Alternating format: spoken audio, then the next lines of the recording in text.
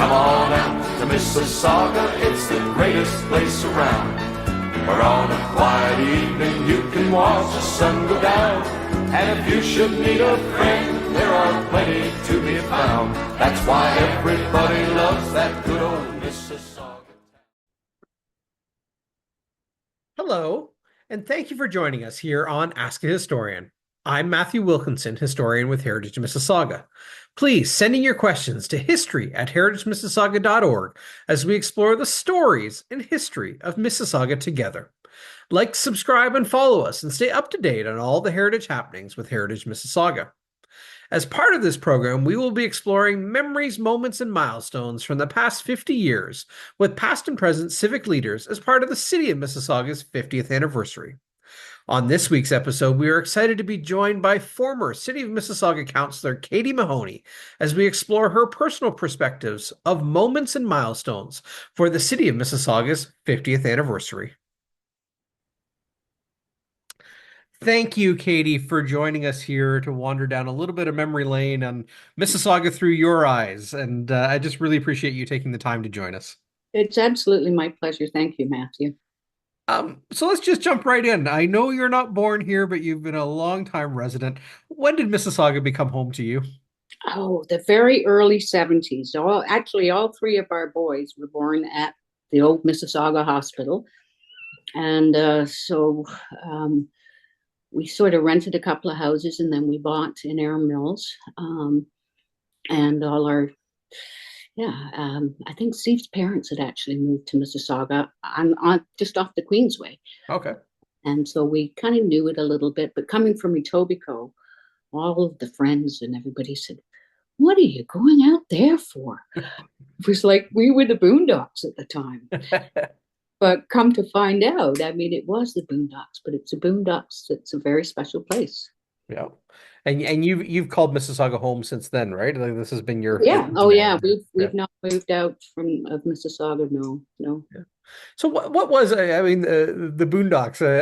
What was Mississauga like? Not through the eyes of others, but through your eyes when you first came here. What are those early memories to connecting to this place, or even before you came here? What was Mississauga to you? Well, I guess because of coming from Etobicoke, it was going to be the Boondocks, but then Steve's parents moved a year probably before we did, so we got to know a little bit, and you could see sort of how it had evolved over the years and the significance of things like the Credit River and Highway 10 and the beginnings and the roots of Mississauga as it was, and a lot of the lands that have been formerly industrial type lands, the was it clay clay on the what's the name of the ridge on Dundas? Oh, it's the Iroquois Ridge. Yeah, I know. Yes, the Iroquois Ridge. Yes. Yeah, and so some of that history we kind of garnered along the way, and then we bought a house in Air Mills, and then became fully sort of, we've been busy, I guess, having babies and trying to afford all of that, but they were starting to get a little older, and the youngest started JK, but and I wanted to get involved. I did. Steve was working in real estate.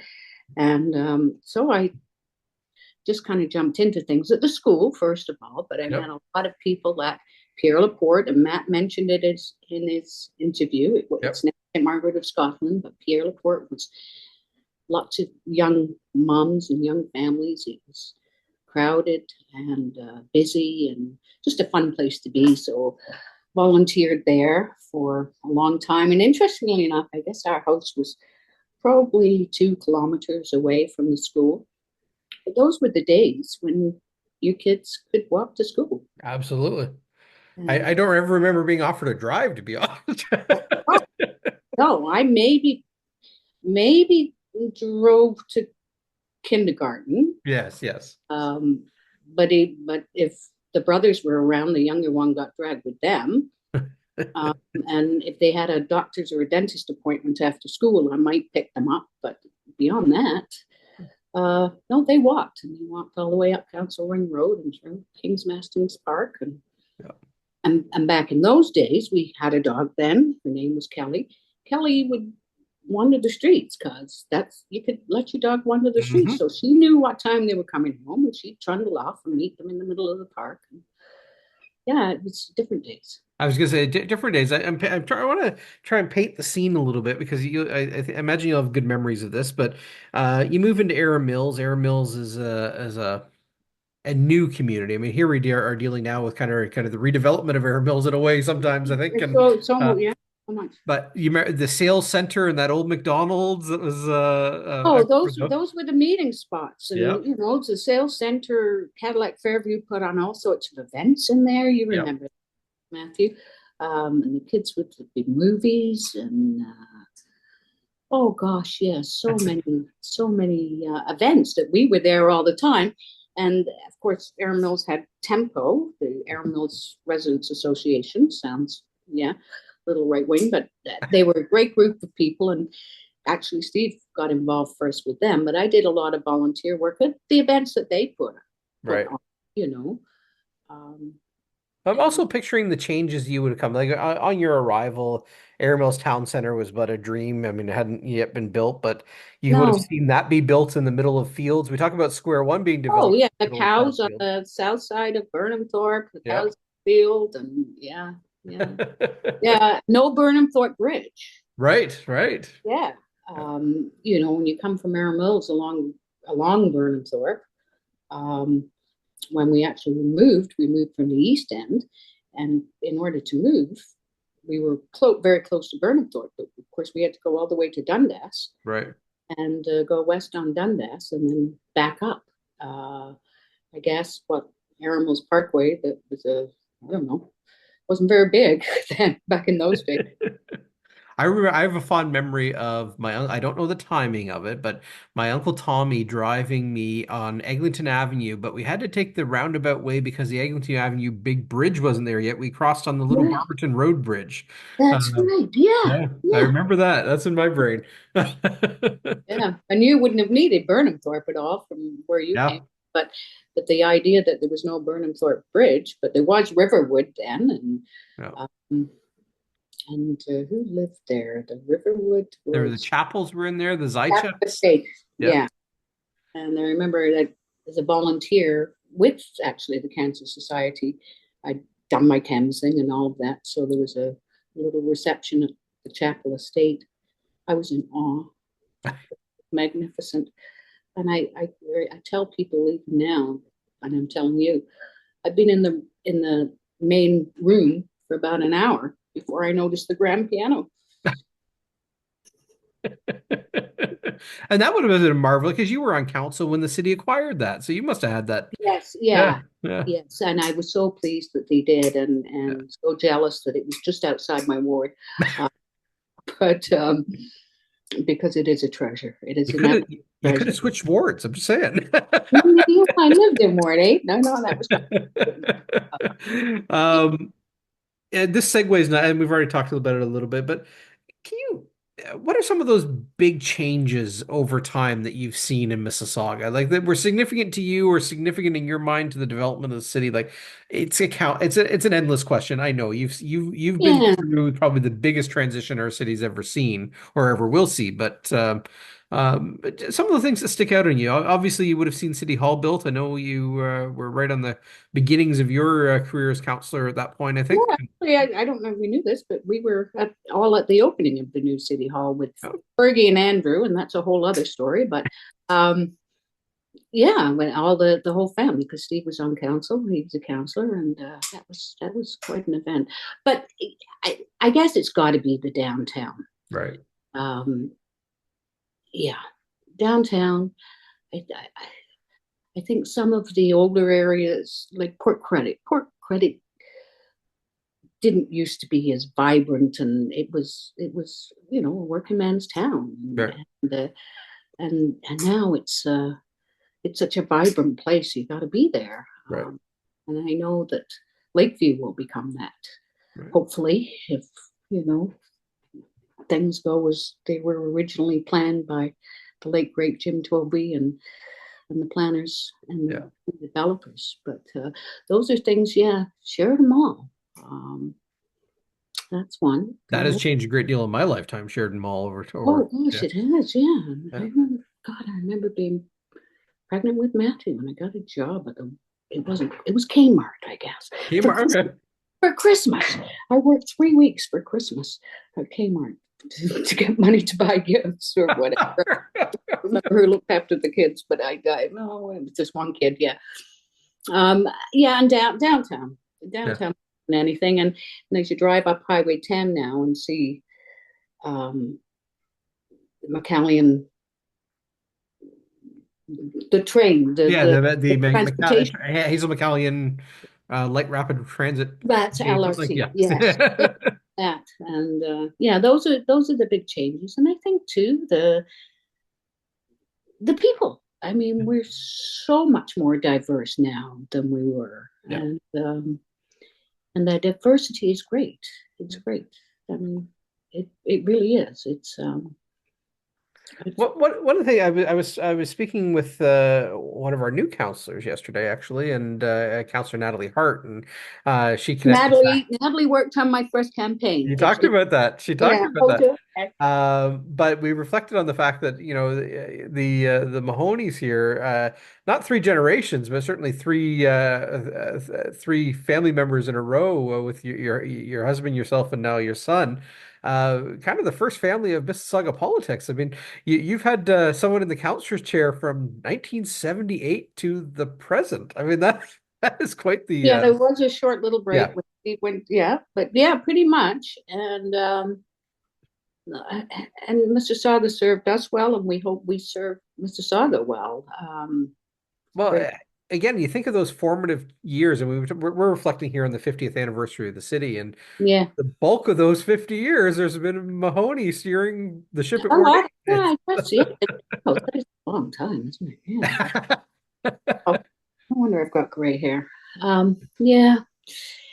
But and who knows what comes next. I mean, I think of some of my former colleagues, some of Steve's former colleagues, and the ones that are there now, and just some of the great work that those councils throughout those decades have done.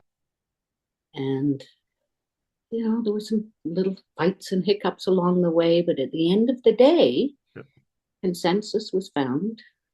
And I think we did a good job. We did a good job. I was going to say, and I think it really came from, and arguably, I think still comes from a place for creating a better community, right? Like there's a positivity to the service and the motive behind, I think. I hope what the end result is. But we can't look into the future, so We're going to try that at the end, but anyway. all right. I'll get all out my crystal ball. So, but thinking of your time as a resident, but also as a counselor, and you had a long career as a counselor with the city. You must be involved, and this could be an endless question. You must be involved with so many different organizations in the community. Can you think, or maybe a hat tip to organizations, groups, or clubs that you've been involved with that really have kind of had that positive contribution to the evolution of the city? Certainly Heritage Mississauga. And that I don't say that just to sort of, I say it because I was part of it, and I see the work. I saw the work that you guys do, and you're so passionate about it. And those sayings about you can't throw out the old, to bring the new. You've got to keep the old. You've got to keep those traditions and remember the ways of life that used to be. And one of the ways of life back then, Mississauga Road. I used to go and buy fresh fruit and vegetables on Mississauga Road near the university. Look at the university today, what it was, and how it's grown. And how I used to work for Hugh O'Neill, and he had the apple farm right there. Oh my goodness! I think he chased me off his property once for some reason. Oh, yes, I remember. I can't tell that story though. It wasn't me, it was somebody else, one of his neighbors, that we created a bit of a problem. So we went for a chat, and yeah, he said, no, get off. But yeah, the O'Neill family. I mean, Yep. that's a family that just generations on that area. And I think now, and gosh, the changes. Oh, the other one I did want to mention, because it's close to your heart, Bell's grocery store in Oh, Aaron yes. Village. And people today won't even think about it, that the grocery stores of a certain size could not open, the large grocery stores could not open on Sundays. Yep. You could go to Bell's, and the butcher in the back always had the best pieces of meat for your Sunday roast. Yeah. I was gonna say that brings back fond memories. Somebody was foolish enough to sell me a giant bottle, or what was the big bottle of Orange Crush. Oh, And nobody told me that I shouldn't drink it all at once. And that was a bad oh, experience. oh. How old were you? I was probably about 6 or 7. Your poor mother. I'd forgotten about that until now. Oh, isn't that funny? Yeah. Yeah. So, yeah. So that's the value, somebody brings a memory and there's another memory, Yep, and then yep. people learn. There were these little kind of places tucked away here and there that, yeah. Well, I always said that I thank you for your thoughts about Heritage Mississauga, but the work that we do and we are passionate about it was made much easier knowing that people like yourself championed us and supported us and celebrated that story too. And so it's always an easier message to convey when you've got the support above. And so I thank you for that. Thank you. Another one I'd like to sort of mention is the Accessibility Advisory Committee. Pat Sato and I don't know if you talked about that with Pat, but we were sort of the founding councillors. We couldn't get off it, not because we wanted to, we just couldn't. We just didn't want to. We would not, if some other councillor decided they wanted, we kind of look at them like, and that's not the way you should do it, but because they did so much good work. They're still doing that work. I was at an anniversary of theirs just a couple of months ago, and boy, we learned a lot. Yeah. We, as well-able people, we learned so much to have the empathy and the knowledge of what people go through and the successes that they can achieve. Yep.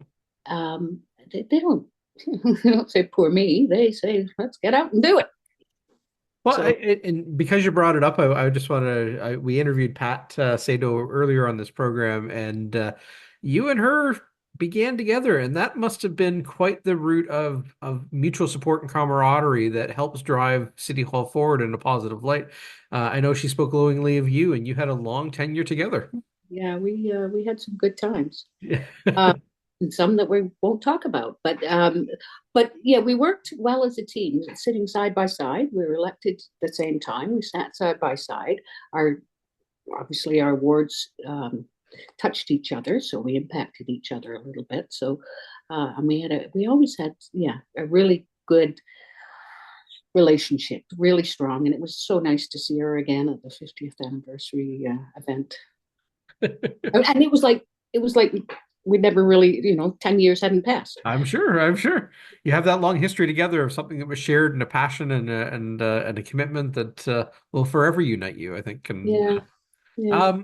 So if you reflect on kind of the people that have helped shape Mississauga in your eyes, again, a longtime citizen, but also as a member of council, can you think of or name a few of those that you think are really those people that helped to shape the city that we call home today? Where does your mind go? Obviously to Hazel, and she shaped my mind a lot. We worked well together. She challenged me when I first arrived, and I can remember sitting shaking in my chair, and she said, "You can't do that." And I kind of said, "What do I do now? If I back down now, I'm done." So I said, I can do that, and I've made my inquiries, and this is what I'm doing. I don't see why you're in my office anyway. But I think there's developers too. I mean, you think about the Iggy Caniffs and the Harold Ships of this world that created some beautiful communities. Um, just really thoughtful communities, and Aaron Mills, Marco Muso, Right.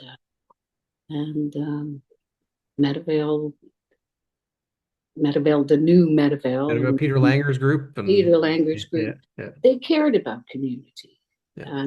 and they created.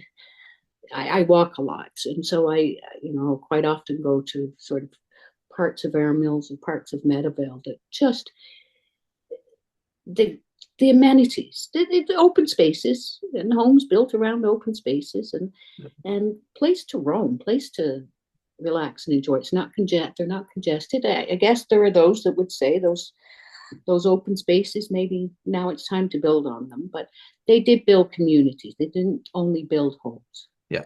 Yeah. And, That and concept, sorry, the concept of the new town. I know some of my treasured conversations over the years. Macklin Hancock, who was oh, involved with the development planning, if you will, particularly yeah, in Meadowvale. You talk to somebody who approached it from a position of love and of thoughtfulness. yeah, Really speaks volumes. it does. It does. So, I mean, and many of the politicians, I mean, the former mayors, all of them, um, they were building, they were early in the building stage in Mississauga, and they didn't take really a lot of nonsense. And so it breaks my heart these days when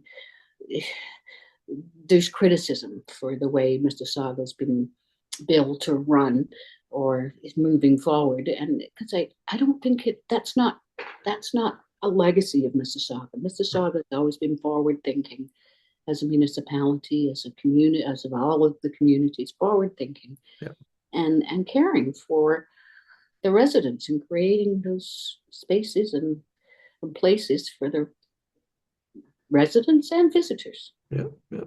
So that, I mean, for me, it's my home, and much like yours, and it's a place that I treasure and have grown up, and choosing to raise my children here as well. And so, yeah. got to be something going for it. I remember when your first child was born, but that's a whole other story. Not anything to do with this. But yeah, yeah, yeah, those apple orchards on down Mississauga Road. Those. There's a Mississauga Road south of Dundas, Yeah. and those are sort of good memories. They are, and I remember you always having an open door too of engaging the community with conversations, and I appreciated that as I figured out how on earth I'm supposed to ask somebody a question and all those sorts of things. You're always a nice guiding hand to have on the other end. So Well, yeah, one of everybody else around here. yeah. That's the thing. People look up to councillors and all that, but you're just a human being who's trying to put food on the table and raise a family and I remember for me the two the first counselors that I ever met personally before I was ever involved in this was David Cullum, and oh, David, of in course. hindsight, close to the end of his time on council, and yourself, which would have been Oh, close to the beginning of your time on council. oh, Uh, okay, yeah. I remember those, and I also had an opportunity to meet Hazel as a probably an 18 or 19-year-old Wow. working at St. Peter's, and then years later, I'm doing a presentation to council, and Hazel remembered me, and I had to it's just one of those things. That was Hazel too. It was, yeah, A lot of the residents on Mississauga Road, I'd be talking to them for some reason and say, "Yeah, well, Hazel came by last week." And she, it's something she'd lived in Streetsville all her life. She knew these people who Streetsville was their town. And yeah, there were so many people. She'd just knock on their door and show up. And but yeah, she, that was what sort of, you could be mad at her. yeah, Then she'll do something nice. yeah, no, And absolutely. yeah, she was an interesting person. She was. So I promised we'd get at our crystal balls and look forward a little bit. If you could look, here we are, we're celebrating and reflecting on the 50 years, and well, we should. I mean, this is a place to celebrate and a story to reflect on, and worthy of, commemorating that story of Mississauga. But this isn't the end chapter. We know that. This is, a step on Mississauga's road. If we can look forward, if you can look forward to the next 50 years, or the next year, depending on how you want to look at it, but do you have a wish for the city of Mississauga and for the future of our city? I wish that it moves forward with growth and with um, business and corporate entities, and is able to do it in a way that protects what we had 50 years ago, what we have today, and what we'll have in another 50 years as a community, as a city. And it doesn't get lost and become Toronto. You watch Toronto news and it's like nobody knows. Yeah, it's scary. Mississauga should be a safe and happy place for everyone. Part of it's about celebrating our story and realizing that our story is important, right? Like that's No question. No, and that's, I guess, part of what I'm saying. That we have to know where we came from to know where we're going. well, as if I can be so bold to say, thank you to you as one of the authors who had a hand in that story. And it's been a pleasure to work with you over the years. I wish you nothing but the best moving forward, and could always chat history Yeah. and stories of Mississauga with you. I'll drop in and see you one day and we'll. Please do, please do. Yeah. But with that, Katie, thank you so much for your time on council, the service you've given to the city, the service you continue to give, and I thank you for wandering down memory lane with us here, and really appreciate your time. It's really been my pleasure. Thank you so much, Matthew. Thank you for spending some time with us here, and thank you also to long-serving former Ward 8 Councillor Katie Mahoney for sharing her memories, moments, and milestones with us for the City of Mississauga's 50th anniversary. Like, subscribe, and follow us, and we will see you on future episodes here with Heritage Mississauga.